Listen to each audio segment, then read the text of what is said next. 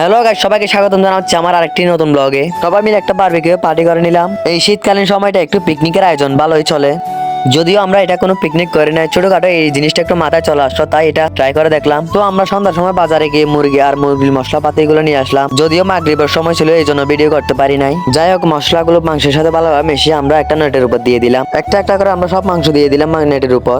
আমরা এই আয়োজনগুলো করেছি সব বাড়ির বাহিরে, কারণ বাড়ির ভিতরে এই তেমন একটা ফিল আসে না। আবার আমরা তেমন একটা বড় ঘরে করিনি, কারণ আমরা মানুষ ছিলাম মাত্র 3 জন। তো কোনো আয়োজন করলে আমি তেমন একটা কোনো কাজই করি না, কারণ আমার কাজ হচ্ছে শুধু খাওয়া। আমি খাবার বেলায় আছি, আর কোনো কাজ নাই আমার। তো মাংসগুলো সবগুলো দেওয়া শেষ, এবার অপেক্ষা করার পালা। আমার অপেক্ষা করাটা মানিতে হচ্ছে ভিডিও করা। এই জায়গাটা দেখছেন, এখানে আমরা প্রতিদিন ব্যাডমিন্টন খেলি, আজকে খেলতেছি না, কারণ আমরা আজকে কাজ করতেছি। আমি দাঁড়ায় দাঁড়ায় হাঁটে হাঁটি মনুষ্য ভিডিও করতেছিলাম।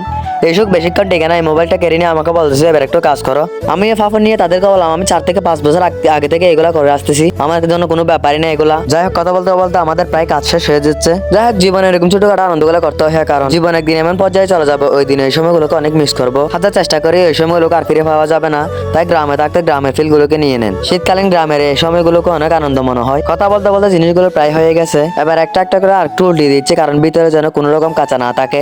এগুলো সম্পূর্ণ কাজ আমরা ছেলেরাই করেছি, কেমন হয়েছে জানি না। একটা একটা করে সব উল্টিয়ে দিলাম, কারণ আমি আগেই বলেছিলাম কোনো রকম যেন কাঁচা না থাকে।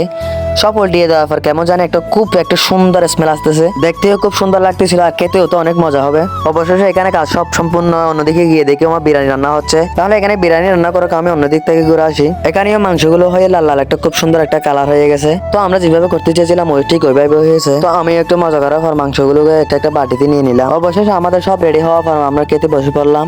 মাশাআল্লাহ, দেখতে খুব সুন্দর হয়েছে, আর খেতেও তো অসাধারণ। আমি যেরকম অনুভব করেছিলাম তার থেকে খেতে অনেক মজা হয়েছিল। খেতে বসে শুধু একটা কথাই তাদের মুখ থেকে শুনতেছিলাম, যে খেতে যে এত ভালো হবে এটা তারা কখনোই ভাবেনি।